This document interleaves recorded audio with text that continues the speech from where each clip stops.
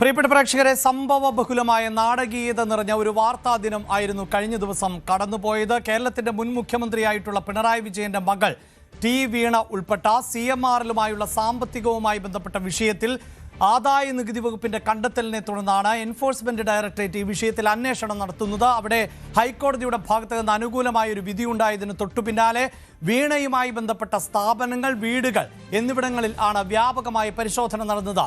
T വീണ ഇപ്പോൾ താമസിക്കുന്നത് പ്രതിപക്ഷ നേതാവായിട്ടുള്ള പിണറായി വിജയനോടൊപ്പമാണ്. അതുകൊണ്ട് തന്നെ വീണയുടെ വസതിയിൽ പരിശോധന നടത്തുക എന്ന് പറയുമ്പോൾ അത് സ്വാഭാവികമായും പിണറായി വിജയന്റെ വീട്ടിൽ ആയിരിക്കും പരിശോധന എന്നുള്ളതാണ്. പക്ഷേ അതിനെ രാഷ്ട്രീയമായ ആയുധമാക്കി മാറ്റിയിട്ടുണ്ട് ഇപ്പോൾ തന്നെ CPIM എന്നുള്ളതാണ് എടുത്തു പറയേണ്ടത്. അന്വേഷണം പിണറായി വിജയനിലേക്ക് എത്തിക്കുന്നതിന് വേണ്ടി, CPIMലേക്ക് എത്തിക്കുന്നതിന് വേണ്ടിയുള്ള ആസൂത്രിതമായ നീക്കമാണ് ഇപ്പോൾ കേന്ദ്ര ഏജൻസി നടത്തുന്നത് എന്നുള്ളതാണ് CPIMന്റെ ഇപ്പോഴത്തെ നിലപാട്. അതെന്ത് തന്നെയാണ് എങ്കിലും തീർച്ചയായും ഇന്നലെ സംഭവിച്ചത് മലയാളികൾക്ക് അല്ലെങ്കിൽ കേരളത്തിന്റെ പൊതുസമൂഹത്തിന് യോജിക്കാൻ പറ്റാത്ത ഒന്നാണ്. മടിയിൽ കനമില്ല എങ്കിൽ തീർച്ചയായും അന്വേഷണവുമായി സഹകരിക്കുക, ആ അന്വേഷണത്തിൽ തെറ്റുകാരനല്ല എന്ന് തെളിയിക്കുക, അല്ലെങ്കിൽ തെറ്റുകാരിയല്ല എന്ന് തെളിയിക്കുക. അതിനപ്പുറം അന്വേഷണ ഏജൻസിയുടെ വാഹനത്തെ തടഞ്ഞു നിർത്തുക, ആ വാഹനത്തിന് കേടുപാടുകൾ സംഭവിക്കുക, അങ്ങനെ ഉദ്യോഗസ്ഥരെ അടക്കം മർദ്ദിക്കുവാൻ, പ്രത്യേകിച്ച് വനിതാ ഉദ്യോഗസ്ഥരെ അടക്കം മർദ്ദിക്കുവാനുള്ള ഒരു ശ്രമം CPIM പ്രവർത്തകരുടെ ഭാഗത്ത് നിന്ന് ഉണ്ടായി. അതിൽ തുടർ വാർത്തകളുണ്ട്. അതിനു മുമ്പ് തീർച്ചയായും എൻഫോഴ്സ്മെന്റ് ഡയറക്ടറേറ്റിനെ സംബന്ധിച്ചിടത്തോളം ഇത്തരം പ്രതിഷേധങ്ങളോ രാഷ്ട്രീയമായ പ്രതികരണങ്ങളോ പ്രകടനങ്ങളോ ഒന്നും അവരെ ബാധിക്കുന്ന വിഷയമല്ല. ഇപ്പോഴിതാ നമുക്ക് ലഭിക്കുന്ന വിവരങ്ങൾ അനുസരിച്ച് ED ഈ കേസുമായി ബന്ധപ്പെട്ട തുടർ നീക്കങ്ങൾ അതിവേഗത്തിലാക്കുന്നു എന്നത് തന്നെയാണ്. ഇന്നലെ പിടിച്ചെടുത്ത രേഖകൾ അടക്കം വിശദമായി പരിശോധിക്കുന്നു എന്നതാണ് നമുക്ക് മനസ്സിലാക്കാൻ സാധിക്കുന്നത്. ഒരുപക്ഷെ വീണയെ ഉടൻ തന്നെ ചോദ്യം ചെയ്യലിനായി വിളിപ്പിച്ചേക്കാം എന്ന സൂചനകളും ഇപ്പോൾ പുറത്ത് വന്നുകൊണ്ടിരിക്കുകയാണ്. അതിന് തൊട്ടു പിന്നാലെ ഇതാ ഇപ്പോൾ ലഭിക്കുന്ന വിവരങ്ങൾ അനുസരിച്ച് വീണയുടെ നിക്ഷേപങ്ങളുടെ രേഖകൾ പിടിച്ചെടുക്കുകയും HDFC ബാങ്കിലെ 1.5 ലക്ഷത്തിന്റെ അക്കൗണ്ട് ED മരവിപ്പിക്കുകയും ചെയ്തു എന്നുള്ളതാണ്. ഈ കേസുമായി ബന്ധപ്പെട്ട്, അതായത് CMRലുമായി ബന്ധപ്പെട്ട് വ്യാപകമായ ആരോപണങ്ങൾ ആണ് നിലനിൽക്കുന്നത്. നിരവധിയായ അക്കൗണ്ടുകൾ ഇപ്പോൾ എൻഫോഴ്സ്മെന്റ് ഡയറക്ടറേറ്റിന്റെ നിരീക്ഷണത്തിലാണ്. അങ്ങനെ ഏതാണ്ട് 18.36 കോടി രൂപയുടെ 242 ബാങ്ക് അക്കൗണ്ടുകൾ അന്വേഷണ സംഘം ഇതിനോടകം തന്നെ മരവിപ്പിച്ചതായാണ് കണക്കുകൾ. ഇതിൽ 3 അക്കൗണ്ടുകൾ വീണയുടേത് എന്ന തരത്തിലുള്ള വിവരങ്ങൾ ആണ് പുറത്തു വന്നുകൊണ്ടിരിക്കുന്നത്. കഴിഞ്ഞ ദിവസം പരിശോധന നടത്തുമ്പോൾ CMRLന്റെ MD ശശിധരൻ കർത്ത ചികിത്സയിലായിരുന്നു എന്ന വിവരങ്ങൾ ആണ് പുറത്തു വരുന്നത്. അപ്പോൾ സ്വാഭാവികമായും ശശിധരൻ കർത്തയിലേക്ക് ED എത്തും, വിശദമായി ചോദ്യം ചെയ്യും. അത്തരം തുടർ നീക്കങ്ങളുമായി ED അതിവേഗം മുന്നോട്ട് പോകുന്നു എന്നത് തന്നെയാണ് വിവരം. ഈ വാർത്തയുടെ വിശദാംശങ്ങളുമായി നവമി ദിനേശിലേക്കാണ് ആദ്യം പോകുന്നത്. നവമി, നമുക്കറിയാം ഏറെ രാഷ്ട്രീയമായി ചർച്ച ചെയ്യപ്പെടുന്ന ഒന്ന് ഇന്നലെയുണ്ടായ അക്രമ സംഭവങ്ങൾ, അതിനുശേഷമുണ്ടായ വാദപ്രതിവാദങ്ങൾ. അതിനൊരു രാഷ്ട്രീയമുണ്ട്. ആ രാഷ്ട്രീയം രണ്ടാമത്തെ കാര്യം മാത്രമാണ്. ഇവിടെ ഇതാ കൃത്യമായ തെളിവുകൾ, വിവരങ്ങൾ, അതിൻ്റെ അടിസ്ഥാനത്തിലാണ് എൻഫോഴ്സ്മെന്റ് ഡയറക്ടറേറ്റ് ഈ വിഷയത്തിൽ അന്വേഷണത്തിന് തയ്യാറായത്. ആദായ നികുതി വകുപ്പിന്റെ കണ്ടെത്തലുകളെ തുടർന്നാണ് ED ഈ വിഷയത്തിൽ ഇടപെട്ട നിമിഷം മുതൽ അതിനെ തടയിടുന്നതിന് വേണ്ടി പല കോടതികളിൽ ആയി ഹർജികൾ വന്നു. ഏറ്റവും ഒടുവിൽ ഹൈക്കോടതിയുടെ ഭാഗത്ത് നിന്ന് അനുകൂലമാകുന്ന നിലപാട്. മിന്നൽ വേഗത്തിൽ EDയുടെ പരിശോധന, ആ പരിശോധനയിൽ കണ്ടെടുത്തിട്ടുള്ള വസ്തുക്കൾ, രേഖകളടക്കം പരിശോധിക്കുന്നു എന്നാണ് മനസ്സിലാക്കാൻ സാധിക്കുന്നത്. എന്താണ് EDയുടെ ഭാഗത്ത് നിന്നുണ്ടാകുന്ന തുടർ നീക്കങ്ങൾ, നവമി?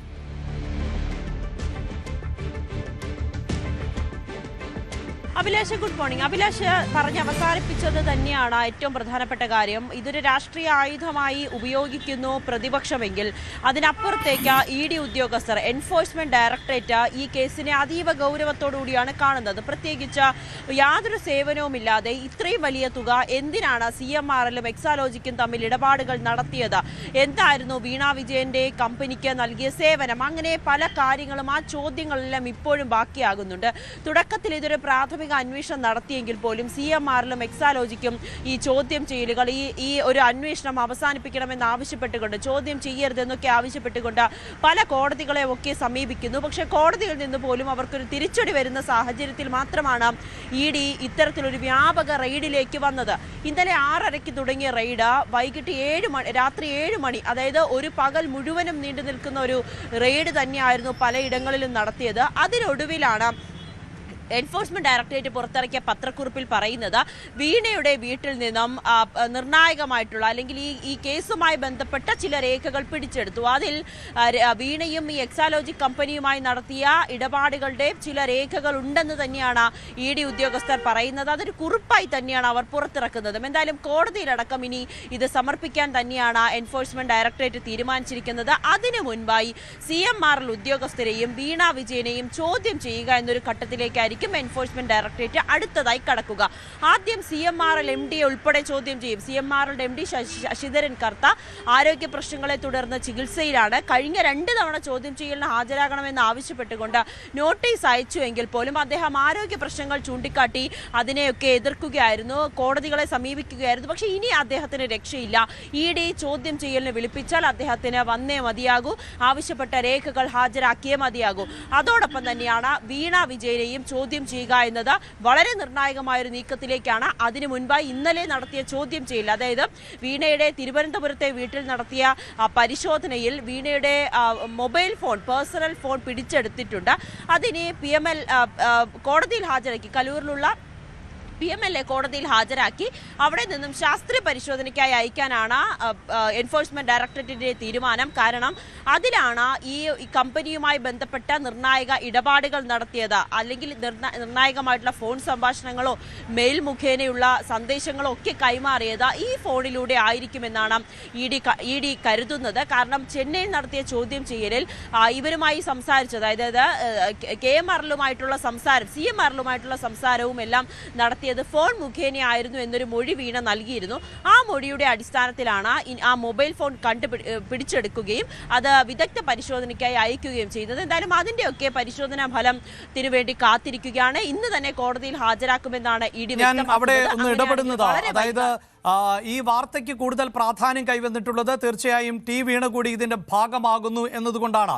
പക്ഷെ നമുക്കറിയാമല്ലോ, ഈ തട്ടിപ്പ് അന്വേഷിക്കുന്നത് CMRL എങ്ങനെയാണ് കള്ളപ്പണം വെളുപ്പിച്ചത് എന്നതുമായി ബന്ധപ്പെട്ടാണ്. അപ്പോൾ അതിൽ ഒരു ഭാഗം മാത്രമാണിത്. നിരവധിയായ ആളുകളിലൂടെ കണക്കുകൾ പെരുപ്പിച്ച് കാണിച്ച് ഒക്കെ തട്ടിപ്പ് നടത്തിയിട്ടുണ്ട് എന്നതാണ്. അതിനിടെയാണല്ലോ ഇപ്പോൾ ഈ സംസ്ഥാനത്തെ 2 മന്ത്രിമാർ അടക്കം പണം കൈപ്പറ്റിയിരുന്നു എന്ന് ഡയറി കുറിപ്പിലുണ്ട് എന്നതൊക്കെ പുറത്തു വന്നിട്ടുള്ളത്. അവിടെയാണ് ഈ പറയുന്ന RCയും PVയും ഒക്കെ ചർച്ച ചെയ്യപ്പെടുന്നത്. അതൊക്കെ രാഷ്ട്രീയ നേതാക്കളുടെ ഷോർട്ട് ഫോം ആണ് എന്ന നിലയിലൊക്കെ വന്നിട്ടുണ്ട്. പണം കൈപ്പറ്റിയെന്ന് രാഷ്ട്രീയ നേതാക്കൾ സമ്മതിച്ച സാഹചര്യവും ഉണ്ടാകുന്നു. അത് പക്ഷേ സംഭാവന എന്ന നിലയിൽ എല്ലാ രാഷ്ട്രീയ പാർട്ടികളും വ്യക്തികളിൽ നിന്ന്, സ്ഥാപനങ്ങളിൽ നിന്ന്, വ്യവസായികളിൽ നിന്നൊക്കെ പണം കൈപ്പറ്റുന്നതാണ്. പക്ഷേ അതിനപ്പുറത്ത്, അതുകൊണ്ട് തന്നെ അതിലെത്രത്തോളം അന്വേഷണം പോകാൻ സാധിക്കുമെന്നതിൽ തർക്കമുണ്ട്.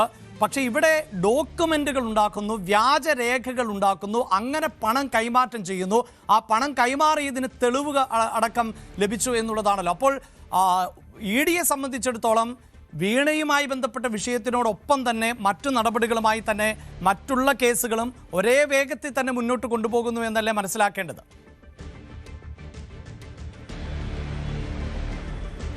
അതെ, അങ്ങനെ തന്നെയാണ് അഭിലാഷ് കരുതേണ്ടത്. നിലവിൽ വീണയിലേക്ക് മാത്രമായിരിക്കില്ല എൻഫോഴ്സ്മെന്റ് ഡയറക്ടറേറ്റ് ഈ ഒരു അന്വേഷണം നീളുക, അല്ലെങ്കിൽ അന്വേഷണം അവസാനിക്കുക.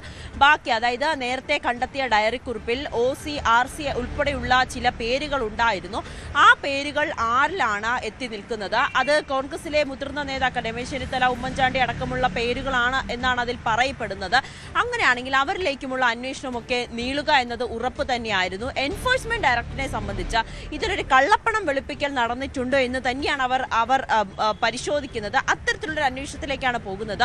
ഈ കരിമണൽ കമ്പനിയായിട്ടുള്ള ശശിധരൻ കർത്ത MD ആയിട്ടുള്ള സ്ഥാപനവും ഈ എക്സാലോജിക്കും തമ്മിലുള്ള ഇടപാടുകൾ മാത്രമല്ല, ആ കമ്പനി, അതായത് CMRL മറ്റാർക്കൊക്കെയാണ് പണം നൽകിയിട്ടുള്ളത്, എന്ത് സേവനമാണ് അതിൽ നിന്നും അവർ കണ്ടെത്തിയത് എന്നീ കാര്യങ്ങളിലൊക്കെ ഒരു വ്യക്തത വരുത്തുക തന്നെയാണ്. എന്ത് സേവനം നൽകിക്കൊണ്ടാണ് ഇത്രയും തുക അവർക്ക് കൈമാറാനുള്ള ഒരു സംഭാവന എന്നതിനപ്പുറത്തേക്ക് ഇതിന് പിന്നിൽ വലിയൊരു കള്ളപ്പണം വെളുപ്പിക്കൽ നടന്നിട്ടില്ലേ എന്നൊരു നിഗമനത്തിൽ തന്നെയാണ് ED എത്തി നിൽക്കുന്നത്. അതിന്റെ അടിസ്ഥാനത്തിൽ വരും ദിവസങ്ങളിൽ കൂടുതൽ പേരിലേക്കും ഇനി രമേശ് ചെന്നിത്തല അടക്കമുള്ളവരെ ചോദ്യം ചെയ്യാൻ വിളിപ്പിക്കാനുള്ള ഒരു സാധ്യതയെ നമുക്ക് തള്ളിക്കളയാൻ കഴിയില്ല. അതുകൊണ്ട് തന്നെയാണ് കോൺഗ്രസ് ഇത് ഒരു പിണറായി വിജയനെതിരായിട്ടുള്ള ഒരു ആയുധമാക്കി ഉപയോഗിക്കേണ്ടതില്ല എന്നൊരു തീരുമാനത്തിലേക്ക് മുതിർന്ന നേതാക്കൾ എത്തി നിൽക്കുന്നുണ്ടെന്നാണ് നമുക്ക് അറിയാൻ സാധിക്കുന്നത്. ഇതൊരു രാഷ്ട്രീയ ആയുധമായി ഉപയോഗിക്കുക, അല്ലെങ്കിൽ ഇത് പിണറായി വിജയനെതിരായിട്ടുള്ള ഒരു ആരോപണമാക്കുക, എന്നതിനപ്പുറത്തേക്ക് ഇത് കൂടുതൽ ആളുകളിലേക്ക് ഈ ഒരു അന്വേഷണം, അത് കോൺഗ്രസിലെ മുതിർന്ന നേതാക്കളിലേക്കുമൊക്കെ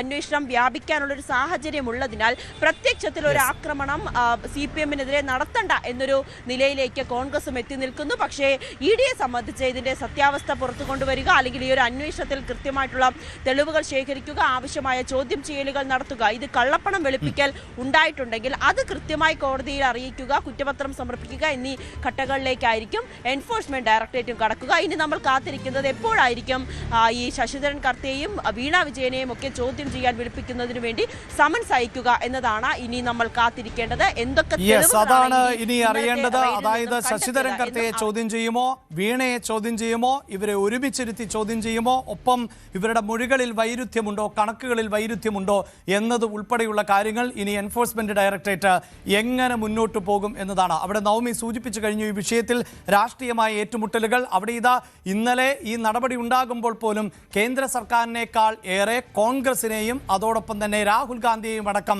കടന്നാക്രമിക്കുകയായിരുന്നു പ്രതിപക്ഷ നേതാവ് ചെയ്തത്. അതായത് പിണറായി വിജയന്റെ വാക്കുകൾ, ഇന്നലത്തെ വാക്കുകളിൽ ഒക്കെ അതാണ് നമ്മൾ കേട്ടത് എന്നുള്ളതാണ്. കൂടുതൽ വാർത്തകൾക്ക് News 18 Keralam YouTube channel subscribe ചെയ്യുക.